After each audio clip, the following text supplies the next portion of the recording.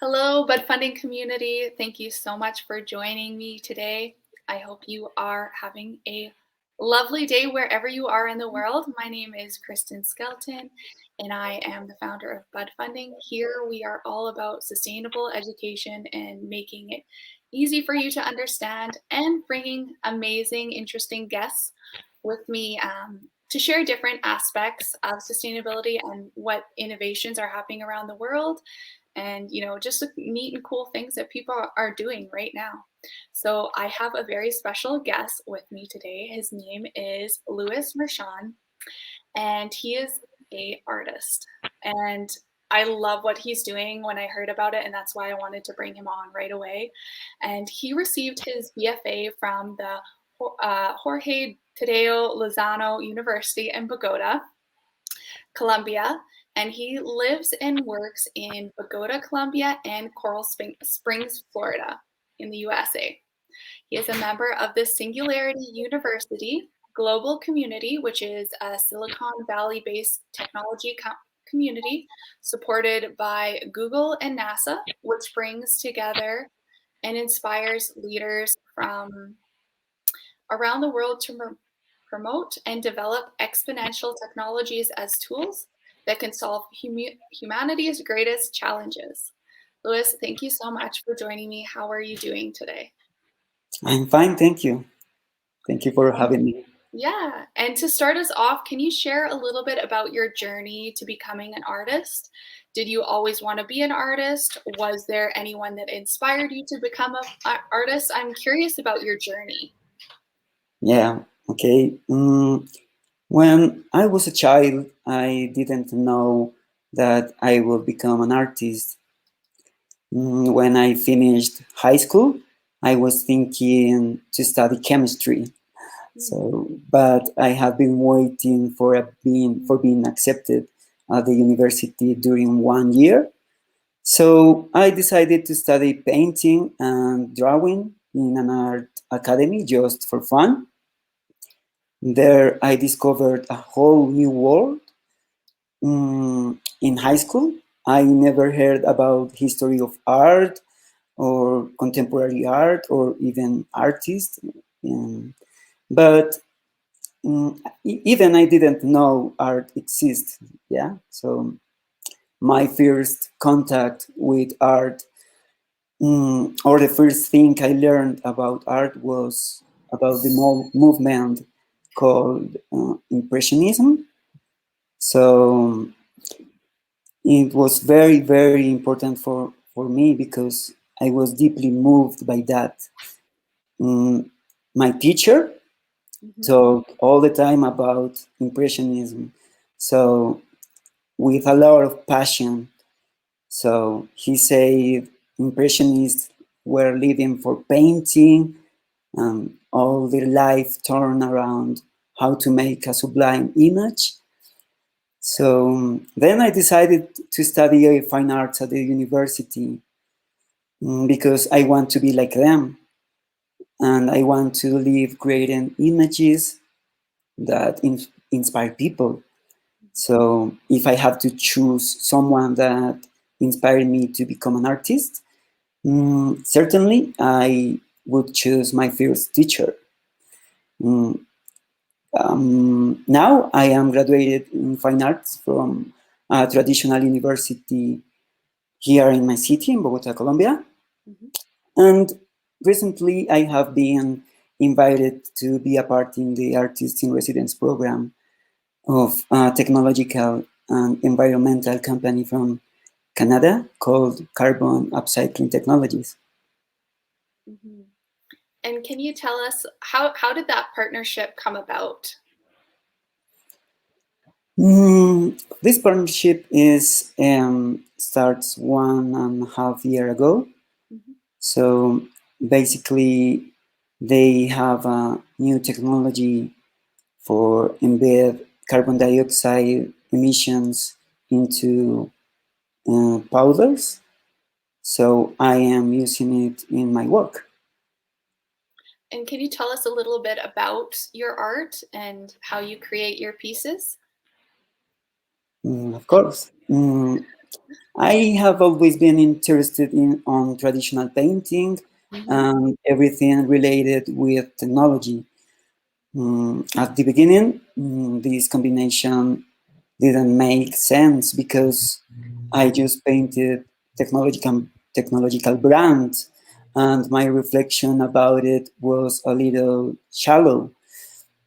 But over time, this relationship was much more profound. I focused my research about color as a science, and I discovered an unexplored dimension of color, closely observing the phenomenon of inverted colors in the analog photography. I don't know if you know, but analog photography is it was a past way of photography where mm, the you can take the photo into uh, roll films, Mm-hmm. so then you can develop each roll of films. But this experimentation is mainly my type of art, yeah, because Mm-hmm. the inverted colors and negative colors is an enigmatic universe of light and color for me. Yes, And when I was learning about your art, I saw that you created your own app as well called Lumenscope. I wonder if you can tell us a bit about that and where the idea for the app came from. sure. Um, as I told you before, I focused my research about color as a science, specifically observing the color behavior in the analog photography. As I told you, maybe you remember this kind of photography when you had to take a photograph and then a specialized store had to develop all your film rolls. Yeah. Then you receive a lot of negative films with your positive photos. Yeah, of your family, your friends, or your celebrations. But nowadays, with digital photography, you have unlimited shots. Yes, but always I asked myself about these negative films. What is this?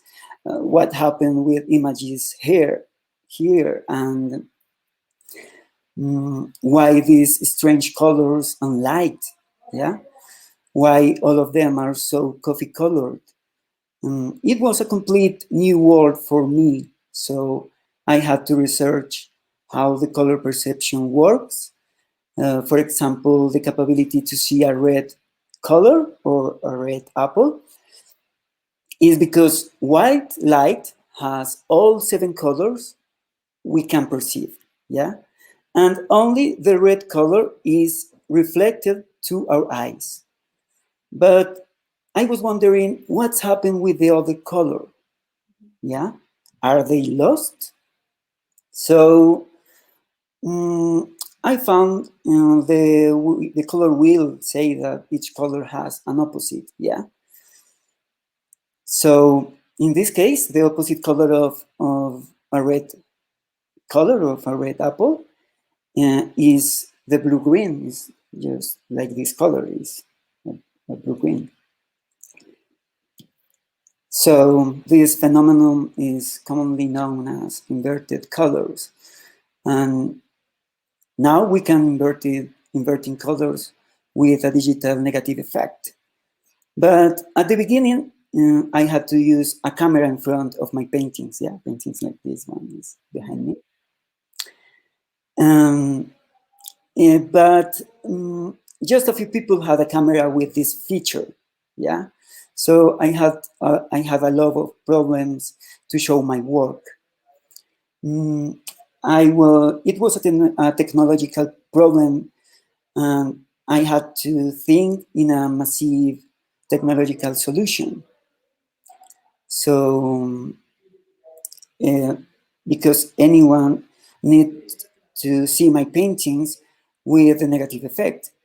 So I remember I thought, Almost everyone had a smartphone or an iPad, and I was learning a few things about programming. Yeah. Then, in collaboration with a very good friend, we developed my own technology. Is called lumenscope, and is available on the App Store and will be available soon for Android devices. So since the first version of the app, users can slide their finger on the screen to change from negative to positive. Mm-hmm. So maybe I can show you how it works. That's really cool that Yeah, it's available for anyone to use now. Yeah. yeah. This is my application. Yeah. So you can see the paint behind Yeah. me. Yep. So it changed from Very negative to cool positive. color. Yeah, Yeah. yeah. So it works like this. That's very And yeah, but 3 years ago, mhm. I updated my app with a new feature implemented to augment the color perception using a virtual reality headset like this one. I don't know if you know this Okay. Yeah. for smartphones. And to create an immersive experience, yeah, where viewers can experience the color transformation of each painting. So on showing its hidden image. So I have been making exhibition with installations Mm-hmm. where each VR headset is floating in the space with my app Lumenoscope activated. So this is my work, and I don't know. That's I also use my app to be able to paint inverted colors with high precision. Yeah, mm-hmm. checking constantly the mixed colors and the painted image, looking for the most balanced and harmonic result. Always. That's very cool. And getting back to the actual paint and material that you use, we talked a little bit before about you partnered with carbon upcycling technology, and now I know that you've created the CO2 black paint, which is the world's first nano paint formulated with solidified atmospheric carbon dioxide captured from air. That's so cool. So, where did that idea come from? And is sustainability a message that is important in your work, would you say? Yes, definitely. It's something existing. It's something exciting about my work. Um, this is my most recent work, and as I told you before, the pandemic. Mhm. Oh, I think the pandemic situation, yeah, and the technological community of the Singularity University have changed my way of thinking about the importance of technology to empower people and entrepreneurs to find solutions for some of the greatest challenges and problems facing humanity. So I was looking for new materials that talk about it, and with help of the Singularity University community, I found a lot of companies and entrepreneurs that use exponential technologies with a social and environmental impact. Exponential solutions are very important because they are massive and global. So I decided to start a research using one material developed by the company Carbon Upcycling Technologies. And they are using nanotechnology to embed uh, capture carbon dioxide emissions into solid powders. So I am using one of them to formulate the world's first nanopaint with CO2 emissions embedded, and I am painting with this novel paint. My most recent series of works, like this one behind, where lumenscope, which is my application, transforms apocalyptic landscapes into majestic worlds of ice and glaciers. Yeah, as I showed you before, I don't know if you can note that. Yeah. So my work also reflects the way emerging carbon capture technologies and new environmental materials contribute to reducing carbon dioxide in the atmosphere, demonstrating these technologies to be a very powerful solution for achieving a low carbon future and reducing the adverse impact of climate change. Yeah. It also symbolizes the dream of reversing one of the most shocking signs of global warming, the melting of the glaciers. Yeah. So with my work, I want to inspire people to think about the importance of reducing carbon emissions, the importance of reducing their own carbon footprint, and supporting all of the new products made with carbon emissions. Yeah, because it also require requires our compromise. I'm sorry, and our action.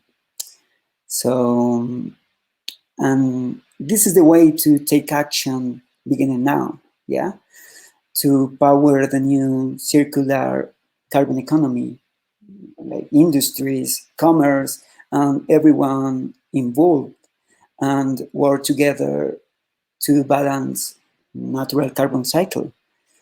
That's why I am so proud of this project. That's amazing. And is there a difference between working with the CO2 black paint that you created versus a standard paint?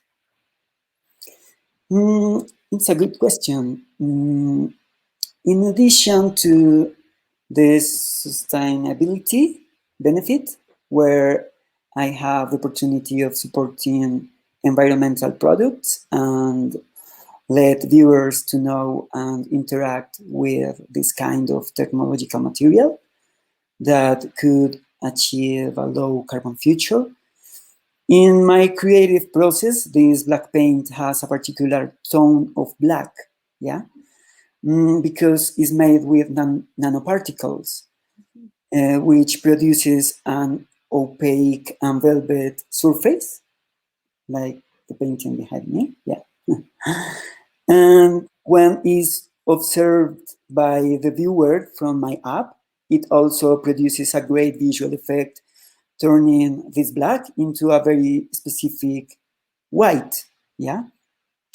That's why I can be more precise to mix colors to create the perfect visual illusion for painting glaciers or convert this kind of painting of apocalyptic painting in glaciers with my app. And also in my experience, it's easier to apply the paint. It increases adherence and covering power, and it allows the application of thinnest layers of paint. Mhm. So I called nano layers, yeah, layers of a nanoscale that provide better protection of the surface, yeah, of the painting, and increase the resistance to dust, grease, or dirt. Basically, these are the most important characteristics of the black nanopaint made from CO2 emissions. Interesting, very interesting.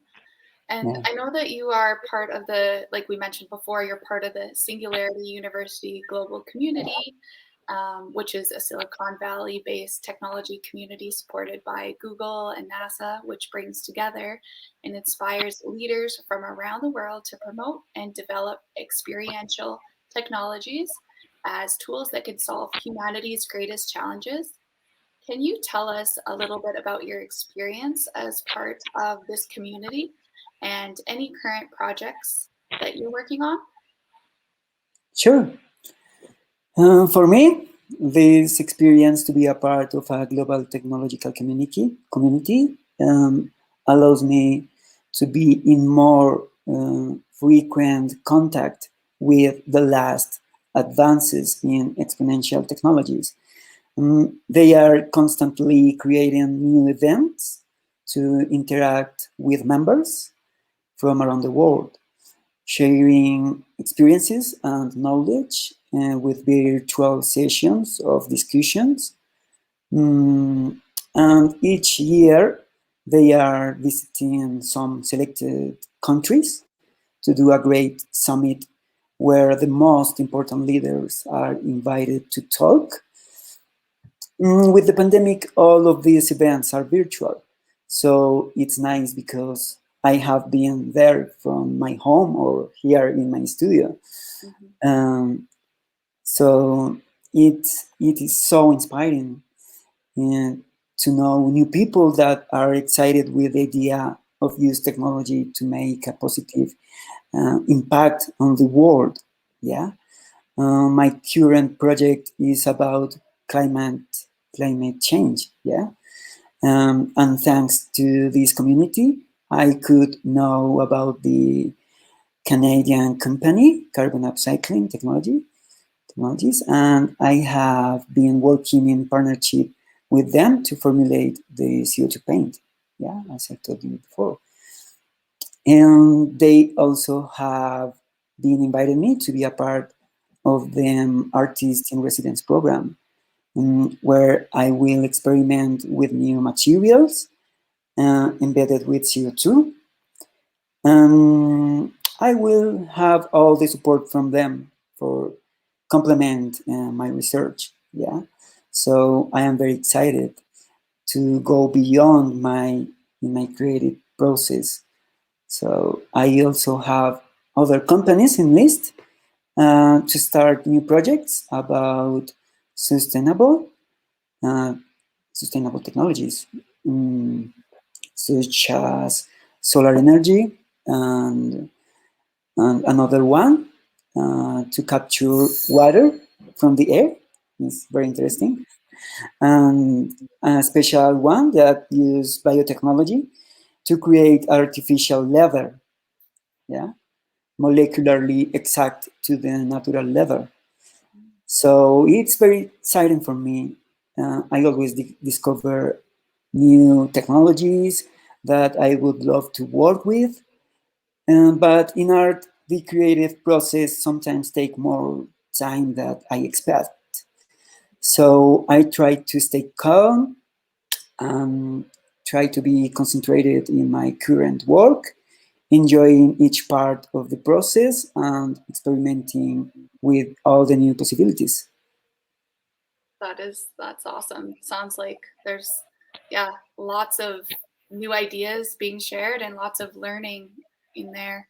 And Yeah. I know you said like in high school you liked chemistry, but it still sounds like your art and what you're learning and what you're incorporating is still very science. So you never lost that part. Yeah, yeah, it's very exciting for me. That's why. So I want to know what's your favorite thing about what you do? Mm, I think I think the possibility to create poetic images, yeah, that could inspire people. It's a hard process of work and reflection, but I enjoy it a lot. Yeah. Also, my investigation about inverted colors every time is a challenge. Yeah, because I'm trying to do something more than a simple visual effect. The viewers always are impressed by my paintings, and their emotional reactions are emotional for me too. But the message and reflection behind the artwork is important in contemporary art even more than a new technique. So that's why I always try to elaborate complex works with a lot of layers of thinking. Recently, I am using artificial intelligence, yeah, or specifically machine learning, looking for new ways of thinking about images. For example, I trained an artificial intelligence or a neural network with more than 75,000 images of all the natural places globally declared as a World Heritage Site. Mhm. This way, the machine could learn about how to create new artificial worlds and places, recognizing patterns among the images. So it's very interesting because the human brain has been acquired concepts from experience, which dictates probable results. Yeah, Mhm. but the machine does new relations between images and create memorable interpretations. So I can get thousands of new images, of new landscapes created with an artificial imagination outside of established standards. So I think art is another way of thinking about our concerns or what captivates us. Yeah. And do you have any advice for young artists starting out? Yeah, I think that they should believe in their particular interests. Don't try to make art to convince others. Uh, Before the pandemic, I was somewhat lost and I hardly more made sense of what I was doing. But as an artist, you have those moments. But the important thing is to keep working, investigating your interests and concerns, understand what is part of the creative process, and you always manage to overcome those difficulties with constancy. Yeah, it's also important to think about what the viewer takes after seeing your work, because we communicate a message with our work. Yeah, and we can inspire people in a way that only art can do. And also, I also encourage them to think sustainable, yeah, reducing as possible their carbon footprint, and not only as a professional artist in their practice, also in their daily lives, I think. Mm-hmm. And if people want to connect with you, find more about what you're doing, find more about your art, how is best to connect with you and learn more? Okay, my social media Yeah, on Instagram and I'll put Facebook I'll put is, all the links below. So is it okay. social media or your website? Yeah, social media is at Luis Merchant Studio, Okay, and my website is luismerchant.com, and there is a contact form which is connected with my personal email. So, awesome. Awesome. I will put all that information in the description. Louis, thank you so much for sharing. I think what you're doing is so cool, and it's, our future is just gonna, it's all about innovation. Yeah, it's like the negative images, and then the paint, and it's a really interesting concept, a really interesting way to incorporate sustainability into art. So I think it's really neat. Thank you so much for coming on, and to everyone joining us, thank you so much. I appreciate you. I appreciate the bud funding community so much. And if you want to get your name on the wait list for the Bud Funding Academy, the information is below. Thank you so much, and have an excellent day, everyone. Bye now. bye. Thank you.